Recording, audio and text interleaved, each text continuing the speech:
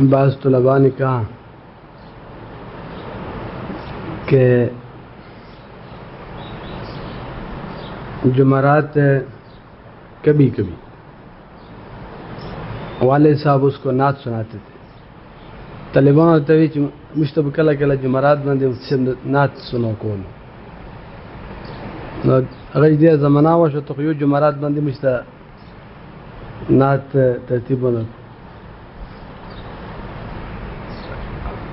والد صاحب کے ساتھ موبائل میں کافی وہ ہوتے تھے نعت ہوتی تھی او وی به چې نت خلان زوس جوب کې ګرځام هغه به ډیر نتونه سره وګنه جنت خلان زوس جوب کې ګرځام تاسو به ډیر نتو نماز خو نتونه ډیر نشته زګور غنا تاسو د کری سے پیدا کوم کہ اس ترتیب بھی تک ہوں.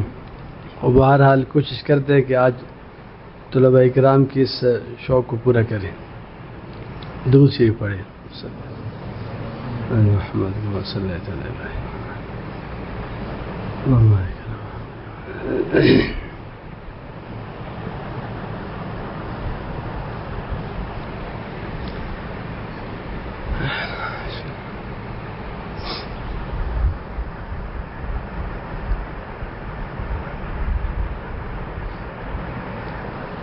فتنے ہر دور میں ہوتے ہیں. کوئی زمانہ ایسا نہیں جو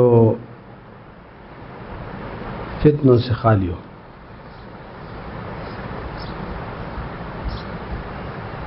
اس کی بنیادی وجہ یہ ہے کہ فتنے پیدا کرنے والے اور مسلمانوں کے درمیان فساد ڈالنے والے یا ان کے مسلمانوں کی معاشرت میں مسلم معاشرے میں یا عام انسانوں میں فتنہ فساد اس کی بنیاد تو شیطان ہے. شیطان کے پھر اعلی کار ہوتے ہیں. اعلی کار پھر انسان ہوتے ہیں. ظاہر بات ہے شیطان جو کام کرواتے ہیں تو وہ انسانوں سے کام لیتے ہیں. ہمارے اندر ہمارا نفس ان کا ایجنٹ ہے. تو جب تک شیطان ہے تو یہ فتنے تو ہوں گے. شیطان سے تو ہم نے کبھی صلح نہیں کیا کہ بس ابھی فائر بندی ہے فائر بندی ہے. تو شیطان تو یہ کریں گے جو بھی اس کی شر ہے اس کی صورت مختلف ہوگی. نئی نئی شکلوں میں آئیں گے. فتنہ وہی فتنہ ہوگا. مثلا شیطان وہ لوگوں کو دین کے بارے میں اس میں شک ڈالتے ہیں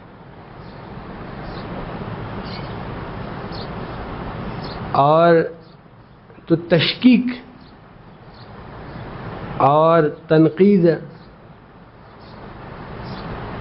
اور لوگوں کو دین سے بیزار کرنا آخر میں متنفر کرنا دین سے دین کے احکام سے مقدسات سے شعائر سے خاص طور پہ لوگوں کو ان چیزوں کے بارے میں شک میں ڈالنا جس پر ہمارے مسلمانوں کی دین کی پوری عمارت کھڑی ہو.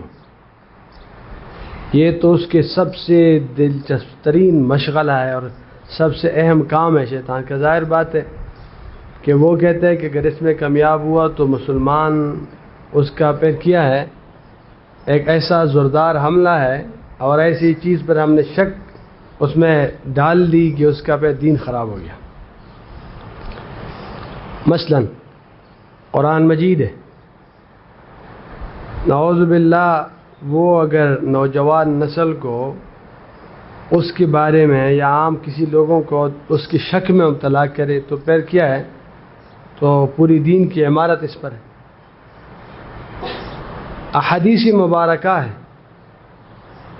مختلف ادوار میں یہی فتنہ اٹھتا ہے کہ وہ منکرین حدیث ہوتے ہیں، منکرین حدیث ہوتے ہیں. ضروری نہیں کہ منکرین حدیث کے نام سے فتنہ اٹھتا ہے، لیکن یہی جراثیم ہوتا ہے. لیکن سر اٹھاتے ہیں مختلف ادوار اور مختلف زمانوں میں.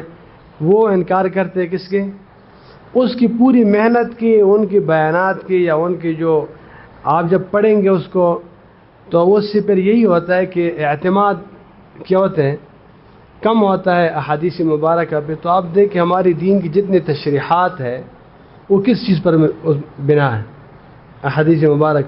اگر امت کا رشتہ حدیث سے کٹ گیا تو پھر کیا رہے گا ہمارے ساتھ؟ تو یہ تو دین پر حملہ ہوتا ہے، لیکن ایک مکاری کے ساتھ، نفاق کے ساتھ، طریقے کے ساتھ آتے ہیں. صحابہ کرام رضوان اللہ علیہم اجمعین ہیں. آپ دیکھیں اگر صحابہ کرام رضوان اللہ علیہم اجمعین کی شخصیات کو، مبارک ہستیوں کو، ان سے لوگوں کو متنفر کیا جائے تو پورا دین کس کے ذریعے سے پہنچا ہے؟ ہمیں انہی کے ذریعے سے پہنچا ہے. اس کو بیچ سے جب ہٹائیں گے تو پھر کچھ نہیں رہتا ہمارے ساتھ. تو دیکھیں شیطان جیسے کہ اسلام کے قلعہ ہوتا ہے، اس کو جب دشمن ہوتا ہے، وہ بعض قلعے ایسے ہوتے ہیں اس کی اہمیت کے حامل ہوتے ہیں، جب دشمن اس کو فتح کر لیتے تو پھر قبضہ کرتے ہیں مکمل. تو شیطان ایسا ہے کہ بعض تو ہمارے ایسی اساسی چیز ہے کہ اس پر وہ کیا کرتے ہیں، اس پہ وہ حملہ کرتے ہیں اور اس کے ذریعے سے وہ پوری دین اسلام کی بنیاد پہ حملہ کرتے ہیں اور پوری اسلام کو ختم کرتے ہیں. نام ایک چیز کے لیتے ہیں، ایک عنوان لیتے ہیں. عرض یہ کرنی تھی کہ یہ ہر دور میں ہوتا ہے. ابھی عقل پرستی کا فتنہ ہے. عقل پرستی کا مطلب یہ ہے، پہلے زمانے میں معتزلہ ہوتے تھے. عقل پرستی کا فتنہ یہی ہے کہ انسان ہر چیز کو بجائے اس کے کہ وہ شریعت کے، قرآن اور حدیث کے ترازو میں تولے، ان کا مزاج یہ بن جاتا ہے کہ ہر چیز کو عقل کے ترازو میں تولتے ہیں. جب عقل کے ترازو میں تولتے ہیں اور عقل وہ ایک معقول چیز ہوتی ہے، عقل کے ذریعے سے اس کو کہتے ہیں کہ ہاں ٹھیک ہے تو اس کو مان لیتے ہیں. اگر کوئی چیز عقل میں نہیں آتی تو پھر انکار کر لیتے.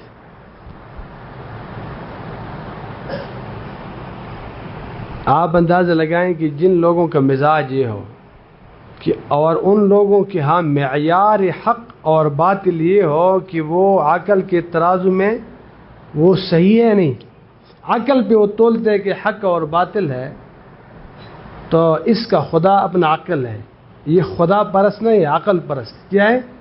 عقل پرست. یہ عقل پہ فیصلے کرتے ہیں. یہ کوئی خدا کی بات نہیں مانتا. خدا کی بات بھی تب مانتے ہیں جب اس کی عقل کیا کرے کہ ہاں ٹھیک ہے. نبی کریم صلی اللہ علیہ وسلم کی بات بھی تب مانتے ہیں کہ جب اس کی عقل کہیں کہ کیا ہے ٹھیک ہے. اگر عقل میں نہ آئے تو پیر یہ کیا کرتے ہیں؟ انکار. تو یہ دیکھیں یہ شیطان کا ایک حربہ ہوتا ہے، ایک زوردار حملہ ہوتا ہے کسی شخص کو، ایک ذات، ایک شخص، کبھی تو پوری معاشرے کے ایک چیز پر حملہ، ایک شخص پہ. ان کو یہ باور کراتے ہیں کہ بھائی آپ تو اتنے پہنچی ہوئی ہیں، آپ کو اتنا عالی دماغ ہے، آپ جو بھی کیا کرتے ہیں آپ کی عقل میں نہ آئے تو پھر وہ ٹھیک نہیں. تو عرض یہ کرنی تھی کہ فتنے تو ہر زمانے میں ہوتے ہیں اور ہر دور میں ہوتے ہیں. اور یہ جو باطل ہے، طاغوت ہیں، شیاطین ہیں، یہ بعض ان کے بڑے مؤثر ہتھیار ہوتے ہیں، ہر دور میں اس کو دہراتے ہیں، نئے نئے شکلوں پہ حملہ آور ہوتے ہیں. اس کی مختلف قسم کی پوری ایک فہرست ہے، کبھی اس پر تفصیلی بات عرض کروں انشاءاللہ. آج اس بات کرنے کا مقصد یہ ہے کہ اس دور میں جو دوسری ادوار سے مختلف ہے، جو پہلے وہ فتنہ نہیں تھا آج موجود ہے. اس کے بارے میں بات کریں کہ جو پچھلے ادوار اس فتنے سے خالی تھی، وہ فتنہ کیا ہے؟ وہ اس زمانے کا فتنہ ہے، اس دور کے ساتھ خاص ہے، پہلے ادوار میں وہ فتنہ نہیں تھا۔ اس وجہ سے ہم اس کے بارے میں زیادہ حساس ہونے چاہیے۔ وہ فتنہ ہے موبائل اور سوشل میڈیا کا۔ وہ فتنہ کس چیز کا ہے؟ موبائل اور سوشل میڈیا۔ آج سے 50-60 سال پہلے، 50-60 سال پہلے جب موبائل کا زمانہ نہیں تھا اور پھر سوشل میڈیا اور پھر موبائل آ گیا، پھر کیمرے کا موبائل آ گیا، پھر کیمرے کا موبائل تھا لیکن عام جو سوشل میڈیا کی مختلف چیزیں یہ نہیں آئی تھی، بعد میں یہ آئیں آہستہ آہستہ۔ ابھی صورتحال یہ ہے کہ مغرب کا فتنہ مشرق تک جو پہلے سالوں میں پہنچتا تھا آج ایک دن میں پہنچ جاتا، اور وہ گند، وہ فحاشی، وہ عریانی، اور وہ جو لوگ تصور نہیں کر سکتے تھے کہ وہ اتنے پھیل جائیں گے، موبائل کے ذریعے سے اتنے دور دراز علاقوں تک پہنچ جاتے، انسان حیران رہ جاتے، اتنا حیران رہ جاتے کہ ہم جب سفر کرتے تھے ابھی چترال سے جب آئیں تو اتنے دور دراز پہاڑ کے علاقوں میں چلے جاتے، میں حیران رہ جاتا کہ یہاں بھی یہ چیز پہنچ چکی ہے، اور جو دنیا کے کونے کے ایک فتنہ ہوتا ہے، گند ہوتا ہے، جراثیم ہوتے ہیں، فحاشی ہوتی ہے، عریانی ہوتے، گناہ کی شکلیں ہوتے ہیں، سب وہ رات سے پہلے پہلے آپ پہنچ جاتے، اور پہلے اس چیز کا ہم کوئی تصور نہیں کر سکتا تھا کہ فتنوں کا اتنا تیزی کے ساتھ پھیلاؤ، اور پھر تیزی الگ ہے، ہر فرد تک پہنچنا بڑا عجیب ہے، یعنی ہر شخص کے بستر میں وہ فتنہ آ گیا ساتھ ساتھ۔ تو یہ بڑا کیا ہوتا ہے، جو موبائل ہے اور کیمرے کا موبائل ہے اور سوشل میڈیا ہے، یہ ہم عام جیسے کہ استعمال کی کوئی چیز ہے، بس اس کو اگر ہم نے اسی طرح سمجھ لیا تو یقین جانے اتنا ڈسے گا ہمیں، اور کہ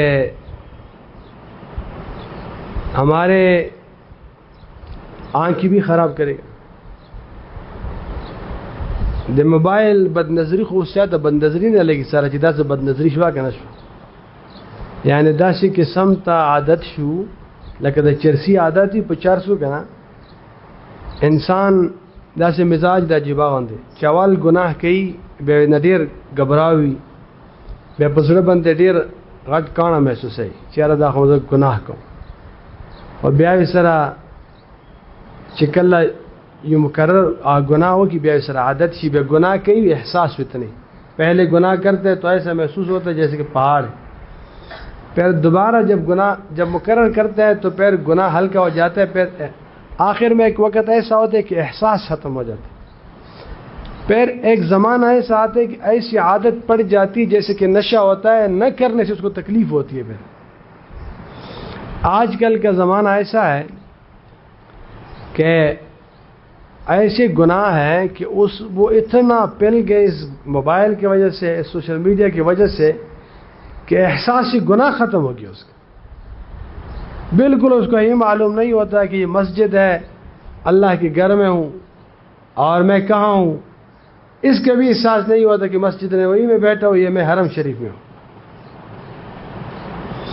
سوشل میڈیا ہے، عام چیزیں مختلف، فیس بک وغیرہ چیزیں ہیں، اس میں ہر قسم کی گند آتا ہے، ہر قسم کے گند آتے، اور عام خاص نیک جتنی بھی ظاہری لباس جس کی بھی ہو، اور کوئی کنٹرول استعمال نہیں ہے، محفوظ استعمال نہیں ہے، محدود استعمال کم ہے ایسا نہیں کہ نہیں ہے، محدود محفوظ کنٹرول استعمال کم ہے، اور ویسے استعمال ہے تو ظاہر بات ہے کہ اس میں تو فحش تصویر بھی آتے ہیں، گند بھی آتا ہے، اس میں تو میوزک بھی آتے ہیں اس میں، یہ سب محرمات ہیں، سب حرام چیزیں، لیکن وہ احساس گناہ ختم، آخر میں پھر وہ عادت بن جاتی.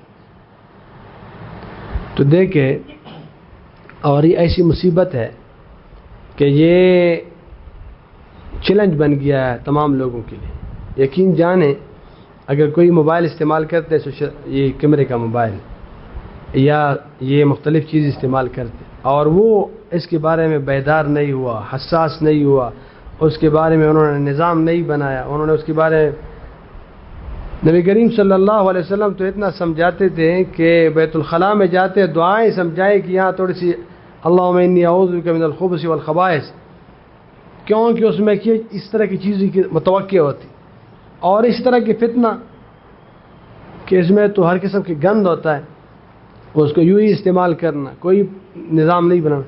لوگ بہت احتیاط کرتے. ہمارے ساتھ یہاں وہ ایک طالب علم پڑھتے تھے افریقہ کی، اس وقت ابھی اس کا ویزے کا مسئلہ ہے، دعا کرے کہ اللہ تعالیٰ حل کرے. وہ بیچارے اس ویزے کی وجہ سے سبق کبھی حرج ہو رہا ہے، لیکن وہ چھٹی رمضان کے بعد تو چلے گئے، اس کے بعد سے لگے ہیں ویزے کا، لیکن ویزا نہیں نکلتا اس کا. تو ان کی کیونکہ والدین کے ساتھ رابطے کی ضرورت ہوتی تھی، تو ان کے ہاں باہر لوگ اس طرح کرتے ہیں کہ جتنی بھی اپلیکیشن ہوتے ہیں موبائل میں، جتنی بھی چیزیں ہوتی ہیں سب کے کوڈ لگے ہوتے ہیں، اور سب پہ کوڈ لگاتے، کوئی چیز ڈاؤن لوڈ نہیں کر سکتے، کوئی فیس بک استعمال نہیں کرتا، یوٹیوب استعمال نہیں کر سکتے، کوئی چیز نہیں استعمال، جو بھی استعمال کرتے ہیں وہ کوڈ مانگتے ہیں. اور کوڈ میرے ساتھ ہوتے تھے، مجھے قصدن ان کے والد نے اس کو بتایا تھا کہ کوڈ ان کے پاس جمع کریں، جو کوڈ یہ دے گا. تو پہلے جس چیز کی ضرورت ہوتی، جب ایک دفعہ افریقہ گئے، افریقہ سے فون کیا کہ وہ میرا موبائل تو سب کوڈ ہے، تو آپ مجھے پھر اس کا والد کو بتایا بھی تمہیں والد صاحب کے پاس. باہر ممالک میں دینداری کے لیے نہیں، عام لوگ اس طرح کرتے ہیں کہ یہ تباہ کن ہے، اس کے تعلیم کے لیے، اس کی یکسوئی کے لیے، میرے بچوں کے اخلاق کے لیے. باقاعدہ وہ کفری ممالک ہے، ان لوگوں نے 18 سال سے پہلے پر پابندی لگائی کہ تو تباہ کرتے ہیں لوگوں کو. یونیورسٹیوں میں ابھی اس پر لوگ پابندیاں لگا رہے ہیں بہت سارے. ابھی جاپان میں بہت عرصہ پہلے یہ جو یوٹیوب وغیرہ ہے، اس پہ اس کو باقاعدہ جیسے کہ ایک نشہ ہوتا ہے، وہ کیا کہ نشہ ہے، جیسے کہ نشہ خطرناک ہوتا ہے اور نشے سے جان چھڑانا مشکل ہوتا ہے، نشے کے جو اثرات ہوتے ہیں وہ اسی پر بھی ہوتے ہیں. آج کل اس طرح ہی ہوتے ہیں، اتنے مشغول ہوتے ہیں، ایسے ہوتے ہیں کہ جیسے کہ دنیا معافی سے پتہ نہیں ہوتا اس کو، پر اشباب و پتری خبر پر نہیں پسند ملتے. تو اس وجہ سے یہ جو موبائل کا فتنہ ہے، یہ آپ یوں نہ سمجھے کہ بس ہم عادی ہو گئے ہیں کہ ساتھ یہ موبائل ہے. نہیں، یہ موبائل نہیں ہے، یہ ہمارے تعلیم کے لیے، ہمارے اخلاق کے لیے، ہمارے آنکھوں کے لیے، دماغ کے لیے، دل کے لیے، دین و دنیا کے لیے تباہ کن ہے اگر ہم اس کے بارے میں حساس نہ ہوں. اس کی مثال بالکل ایسی ہے جیسا کہ کوئی ہاتھ میں سانپ لے لے یا بچھو لے. ابھی اگر وہ سانپ کی خاصیت کو نہیں سمجھتے تو وہ ڈسے گا اس کو. ہاں، اگر اس کو پتہ ہے کہ سانپ ہے، یہ مجھے ڈسے گا، میں ایسی طریقے سے استعمال کروں کہ میں اس کے ڈسنے سے کیا نہ ہوں، میں محفوظ رہوں، بیا ٹک تھا کہ داغا سے موبائل استعمال ہے اور اسلام محتاط نہیں ہوئی تھا، بیام خراب کی. تو اس وجہ سے آج کے زمانے میں خصوصاً عام لوگ، کیونکہ موبائل ایسی چیز ہے کہ یہ بظاہر تو موبائل ہے، ظاہر بات ہے ہمارے زندگی کا ایک حصہ ہے، ہمارے جو ضروریات زندگی کی چیزیں وہ بھی اس سے متعلق ہے، اور جو فضولیات اور لغوہ ہے اس کی بھی ایک دنیا ہے، وہ بھی ان کے ساتھ لگی. یعنی ایسی چیز تو ہے نہیں کہ اس میں کوئی ہماری ضرورت کی چیز ہی نہیں، ضرورت کی چیزیں بہت زیادہ ہے. ایک طرف وہ لگی ہے، دوسری طرف کیا ہے، اس میں ایک گند ہے. تو ابھی ضرورت کی چیزوں کو ضروری استعمال کر کے گند سے اپنے آپ کو بچانا، یہ چیلنج ہے. یہ کیا ہے؟ یہ چیلنج ہے، یہ امتحان ہے. اگر اس کو اس کے ساتھ ہم محتاط نہیں رہیں تو پھر ہمارے مطالعہ کو بھی تباہ کریں گے. ہمارے یہاں اگر کوئی خانقاہ میں آتے ہیں، خانقاہ میں بھی اس کے اوقات کو بھی تباہ کریں گے، اور اس کی یکسوئی کو بھی تباہ کریں گے، اور اس کے اگر طلبہ اکرام ہیں، پڑھنے والے ہیں، تو اس کی اسباق کو، تعلیم کو تباہ و برباد کریں گے. یہ پھر ایک طوفان ہے، پھر کیا ہے؟ ہاں انسان اس کو باقاعدہ ہر چیز اس کی کیا ہو، محدود استعمال ہو، اس کے محفوظ استعمال ہو، پھر الگ بات، پھر کیا ہے؟ الگ بات۔ تو اس وجہ سے آج اس کی وجہ سے میں کہتا ہوں کہ یہ جو موبائل ہے، یہ حقیقت یہ ہے کہ آج کے دور میں جتنے بھی فتنے آ رہے ہیں تو فتنوں کے لیے یہ ایک دروازہ ہے، باب الفتن ہے، باب الفتن ہے، اسی ذریعے سے آسانی سے فتنے آ سکتے ہیں۔ پہلے زمانے میں ہمارے عوام اور ہمارے بچے اور ہمارے جو وہ پوچھتی تھے، علماء سے پوچھتے ہیں اور ہم سے پوچھتے تھے کہ یہ کتاب، اس کتاب کا مطالعہ ہو جائے نہ ہو جائے۔ آپ دیکھیں پوری دنیا میں اس طرح ہوتا تھا، جو مسلمان ہوتے تو وہ پوچھ کر کے کہ اس کو میں مطالعہ کروں نہ کروں، کیونکہ ایک تو علماء کرام ہوتے وہ سمجھتے ہیں، تو لوگ علماء اس کو بتاتے کہ نہیں آپ اس کا مطالعہ نہ کریں، خطرناک ہے، آپ کو خراب کرے گا، اس سے پہلے آپ یہ مطالعہ کریں۔ آج کل سوشل میڈیا ہے، مختلف لوگوں ایک گھنٹے میں اتنے لوگوں کو سنتے ہیں، معلوم ہی نہیں ہوتا کہ کون ہے، کیا زہر دے رہے ہیں اور کیا ان کے نظریات ہے، کیا ہے، بس سنتے جا رہے بتا ڈیرا زیادہ خطرناک کا خبر ہے۔ خواہ مدرسے میں تو پابندی ہے الحمدللہ اس پر، وہ تو الگ ہے، علماء اساتذہ ضبط بھی کرتے ہیں، تو لیکن پھر بھی اپنے جب گاؤں میں جاتے ہیں پھر تو موبائل موجود ہوتے ہیں ہر کسی، تو اس ہمیشہ یہ تو زندگی کا حصہ بن گیا، ابھی یہ تو زندگی کا حصہ بن گیا، تو اس میں جو احتیاط ہے ہم ضرور کر لیں، احتیاط ہے، ہم اگر احتیاط نہیں کریں گے تو یہ پھر ہمیں تباہ و برباد کریں گے۔ اللہ تعالیٰ اس کی تباہی سے بچائیں اور اس کے محفوظ استعمال کی توفیق دیں۔ اور اس میں کرسی ہونا تھی، کرسی تو